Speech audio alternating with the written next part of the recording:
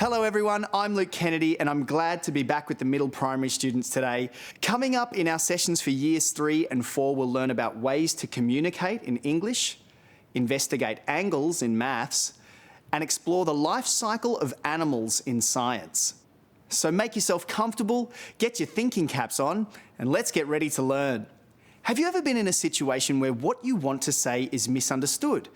Well, me too. It's a real skill to communicate well with people, isn't it? We can communicate face-to-face, in person, or over the phone.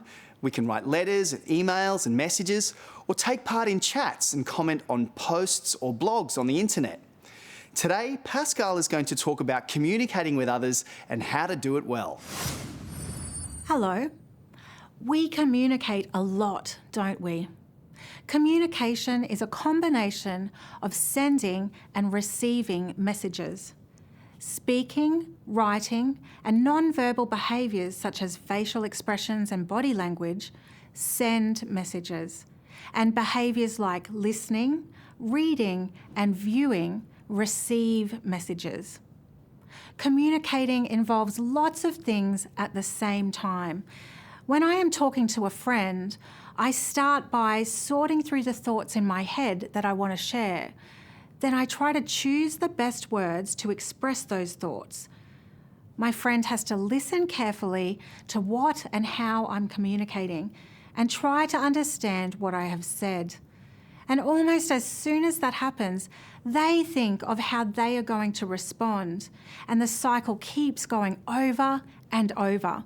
It's quite a complicated setup that involves thinking, expressing ourselves, listening, and understanding. And there are lots of things that can interrupt a smooth conversation. Things like too much noise in the background so my friend can't hear me, or perhaps I don't choose quite the right words to express myself, so they get the wrong idea. We have to work hard to communicate well. When we give our opinions about something, we need to communicate clearly too. Remember, an opinion is a personal viewpoint about a topic or issue, and we know that people can have different views about things or events. Maybe you're reading a book in class, or maybe you and your friends are talking about a TV show or film you've all seen. Everyone has different likes and dislikes, so what makes a book good to you may not be the same for another reader. Do you remember the kind of language that's handy to use when giving opinions? We can use evaluative language, which is excellent for expressing positive or negative viewpoints on a topic. And persuasive language, such as modal verbs and adverbs like, "This film is definitely the best." Or technical language to convince others that you know what you are talking about. Here are some tips for a smooth discussion where opinions are shared. It's important to be positive and polite to each other and to actively listen to each other. We can do this by giving our full attention and listening for specific information, showing that we are listening by nodding or smiling, and acknowledging that you respect and value everyone's point of view, even if you disagree. If you don't understand, ask a question to check. Respect is a very important part of communication. We respect others by considering their feelings, opinions, and rights. Sometimes we share our opinions online, for example, in the comments of a blog or on social media. When you're writing online, people can't see your facial expressions or hear your tone of voice, so it's even more important to express yourself clearly in your writing. Here are some protocols or handy rules to follow. And remember, you need to have a parent or an adult with you when you go online. Again, always use positive language to show respect. Think about how the person reading your comment might feel. Make sure you take the time to read the posts first to show that you value others' points of view. When you are writing your opinions, remember to use evidence and examples to support your opinions. And remember, no shouting in capital letters and no spoilers on the net. Don't give away the ending unless everyone has finished. Now let's look at an example of an online chat about the quest story, The Cauldron of Tamoui. Students discuss their opinions about their favourite characters in the story and provide evidence from the text to support their opinions. Kyla says, "I think my favourite character is Rosa because she is very powerful. All the villagers depend on her to provide them with food, and she makes sure she is respected before lifting the curse." Aria has clearly read Kyla's opinion. You can tell because she includes it in her comment. She says, "I agree with Kyla that Rosa is a powerful character. The author describes her as an enchantress, and when she's no longer angry, she's very thankful for Kadafan and Oshi's actions. My favourite part is when Rosa stops the fruit trees from throwing oranges at Kadafan and Oshi." Lincoln decides to comment too. While he disagrees with Kyla and Aria, he is still respectful of their opinions. He writes, "I can see why you like Rosa best, but my favourite characters are Kadafan and Oshi because they help bring the two villages back together. At the beginning, the other characters think Kadafan is silly and a daydreamer, and Oshi's family laugh at her. But eventually they prove everyone wrong." Next, Brianna writes a comment that has another opinion altogether. She writes, "I like all of those characters like you all, but my favourite is Tanya because she is wise and mysterious.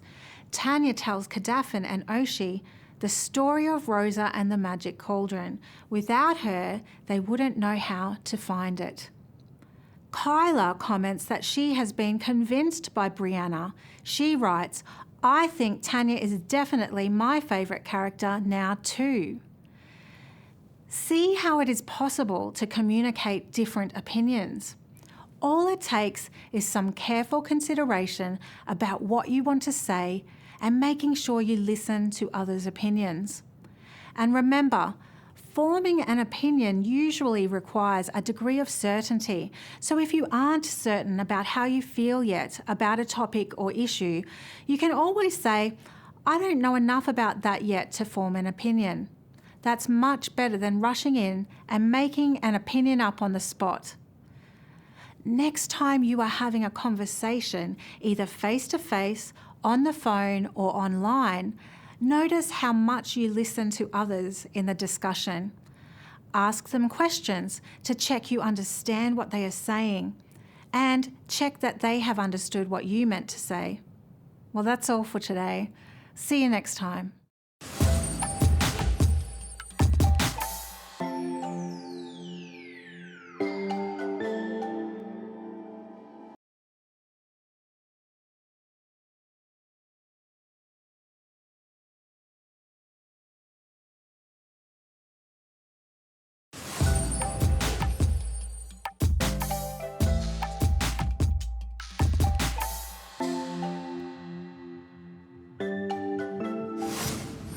Welcome back. We're going to need to give 100% focus in mathematics because we are about to investigate angles. We'll learn what angles are, where we can find them, and how to make them. Let's do it. Hello, I'm Libby. What I love about maths is that it helps us to make sense of our world. Today we are going to be learning about angles together, and we will construct angles from our environment. Construct means to make. You see, angles are everywhere, and learning about them feeds into that big idea of maths, that maths helps us to make sense of the world around us. So what are angles? Let's construct a diagram together to learn the parts. An angle is formed when two rays meet at a point. There's one ray.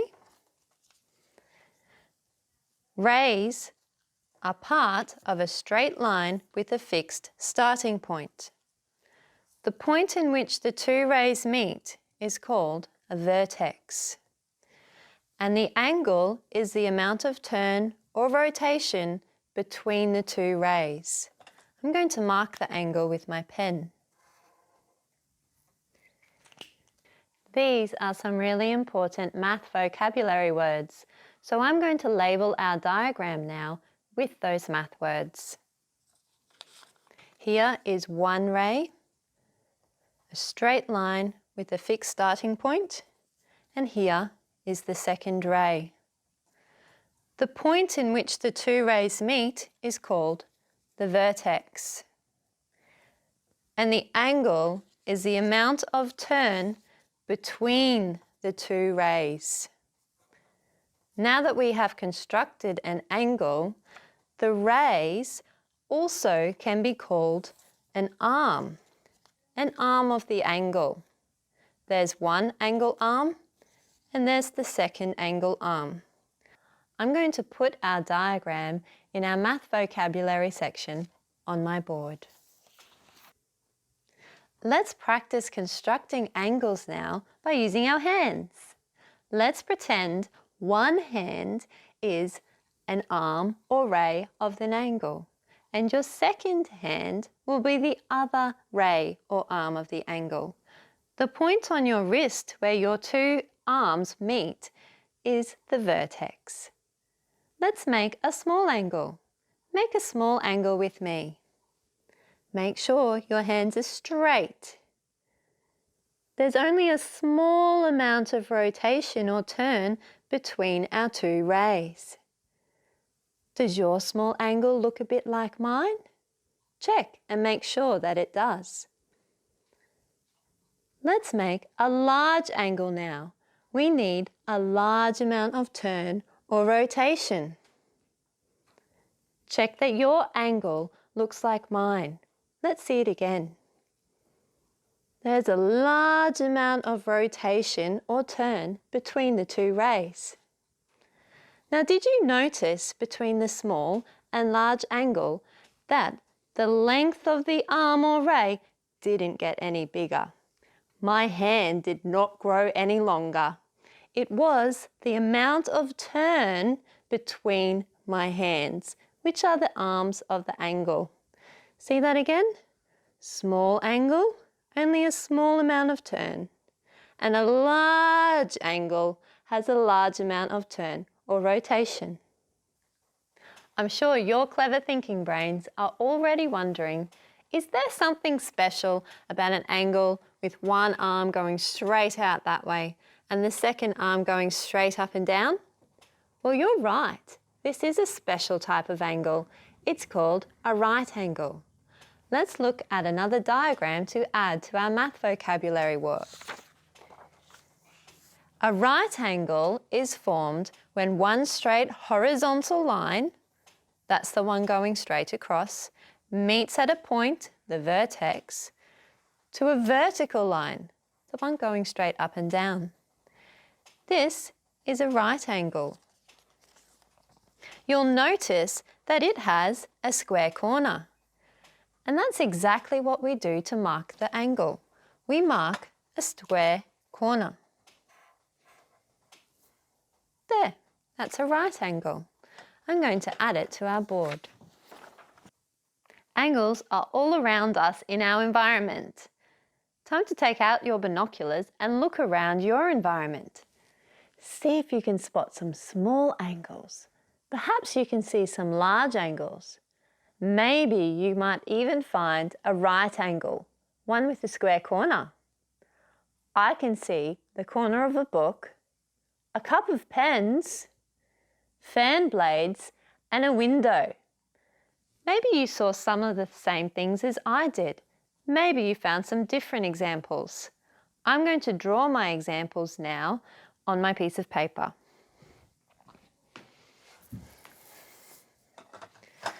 The first angle I spotted was in a book. Here is my book, and the corner of my book has a square corner. I'm going to mark it. There's a right angle. Next, I saw a couple of pens, and the pens were all squashed together.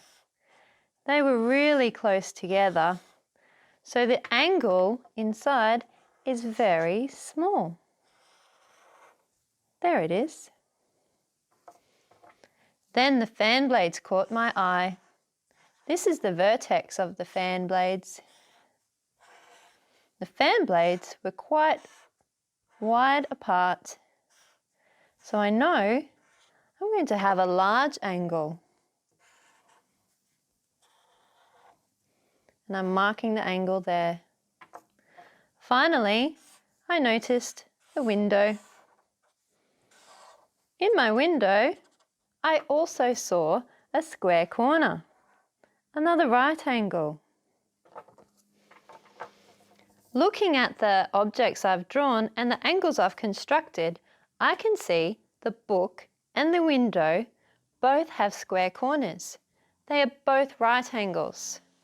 I can see the angle in the pens is small. It is less than a right angle. And I can see the large angle in the fan blades is greater than a right angle. It's the largest angle. I'm going to add this to my maths wall. Let's review our learning from today. We have seen that angles are all around us. We know that angles measure the amount of turn between two rays. Angles can be small, they can be large, and they can be right angles with a square corner.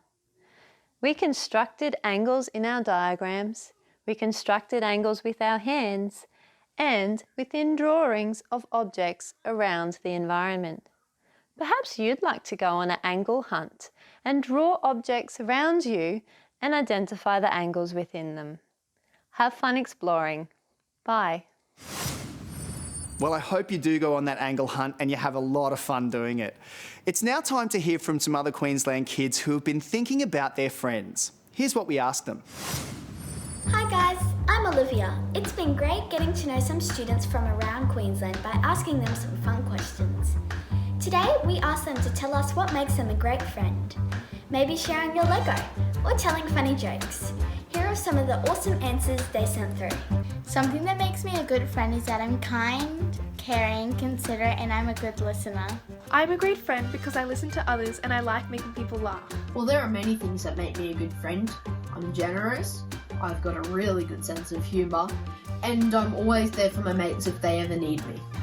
I have this weird sense that I've been given to know when they need help or a hug or anything. I'm very loyal and caring towards my friends, and I also provide a shoulder to cry on. And I also get told a lot that I make people laugh and I put a smile on their face. I always want to help people in their problems, and I always try to listen to them the best way possible and help them in the best way possible. And if I can't, I go and find someone that can help them. Something that makes me a good friend is that I always listen to my friends when they need help. Well, my friends are really sad and feeling down and they're not having a great day. I try to cheer them up by making funny faces like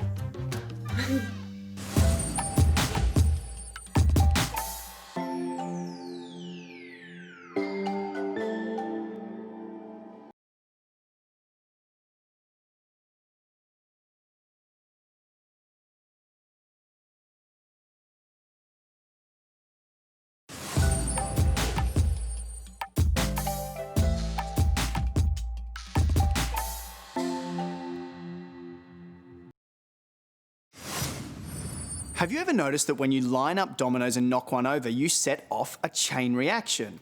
One domino knocks over another, and then another, and another.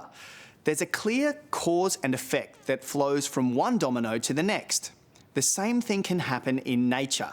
Today we're going to explore how relationships have a cause and effect in the environment. Here's Brett with more. Have you ever been lucky enough to see a bilby? They don't have a large population, and these small marsupials live naturally only in a tiny area of desert grasslands in southwest Queensland. Today, we're going to explore more about the interactions this endangered animal has in its habitat, and we're going to use a really useful way of communicating these interactions using a concept map. Let's start by getting to know the bilby a little more. The long, hairless, rabbit-like ears of the bilby have made it an Australian icon at Easter. Bilbies have a long pointed snout, compact body with a bit of soft silky grey fur, and a tail. The bilby is an endangered species.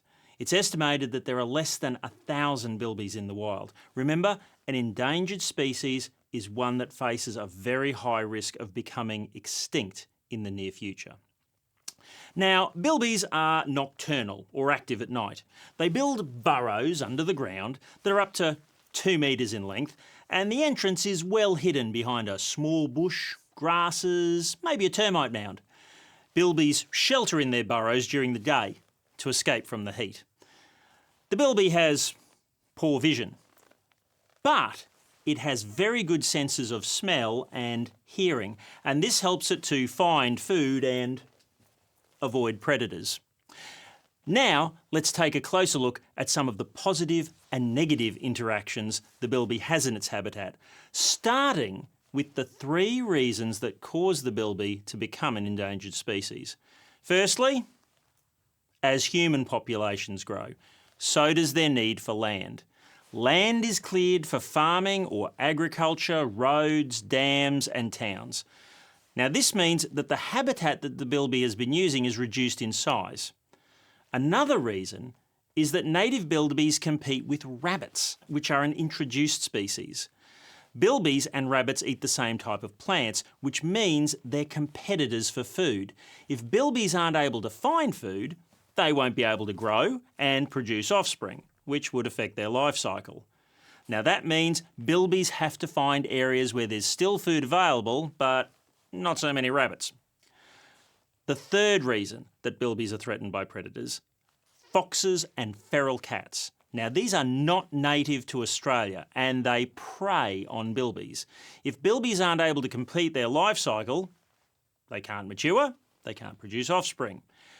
As a result, the population of bilbies is again reduced, and this is due to habitat destruction, competition and predation. That's why they've become an endangered species. We can represent the interactions between the bilby and its habitat using a concept map. This is like a map of ideas, and it's a great way of communicating in science. Each idea is in a box and connected to others with lines. We can also use concept maps to show cause and effect. We can use an arrow from the cause to the effect. So let's start by writing the topic in a box at the centre of the map. The interactions of the bilby and its habitat. We can then add the relationships that impact the survival of the bilby. Each time there's a new idea, we need to add a new bubble on the map. We'll think about the negative impacts first. There were 3 of them.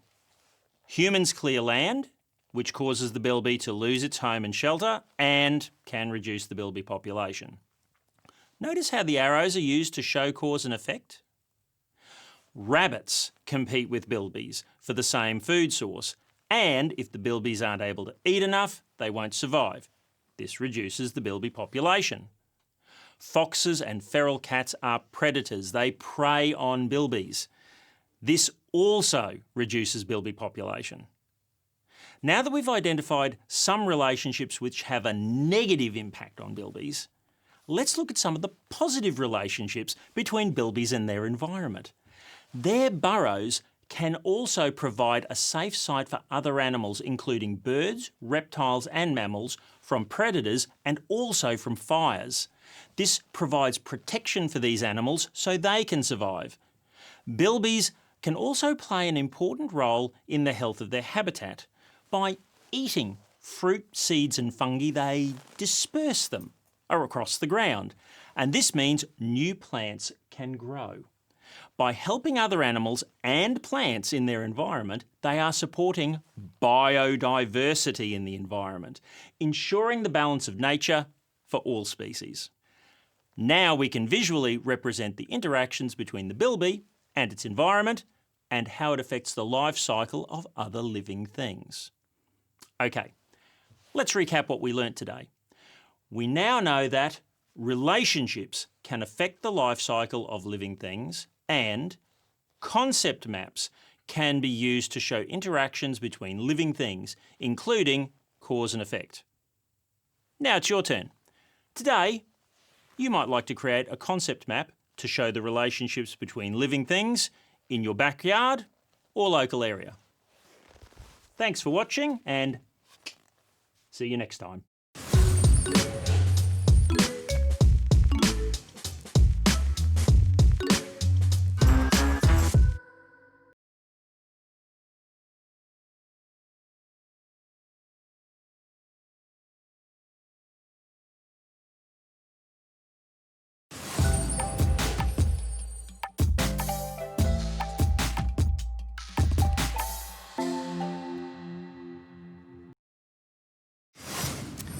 Communication skills, constructing angles, life cycles. I think we've covered a lot of learnings this morning, and it's now time for your brain break. So I'll leave you to get active. Victoria is up next with lessons for the upper primary kids. Goodbye. Hi, I'm Jason. Hi, I'm Evie and I'm in grade 4. Thanks, Evie. What's your favourite sport to play at the moment? Soccer. Soccer. And why do you love playing soccer so much? I love running around and kicking the ball with my friends. Kicking the ball with your friends. Fantastic. Now, what are some soccer moves we might be able to do from home at the moment? So we could do maybe some side steps? Yeah. Yep. So how might we do that? So we want legs apart and we want to quickly move across. Moving our feet. Oh, that's good. Yep. Up on our toes, up on the balls of our feet. Well done. Okay, what's another move you'd like to show me today? A side kick. Side kick. So you might use this when you're actually passing in soccer, so using that instep of your foot. So taking a big step and pushing that forward. Excellent, excellent. Okay, and what's the final move we're going to do today? Defending the goal. Defending the goals, all right, excellent. So you're going to be down low, go up and stop the ball going into the goals. Good, up high, one more. Well done, well done. Thank you for joining in those soccer moves and showing me some great moves today. Hope you had fun at home, and we'll see you next time.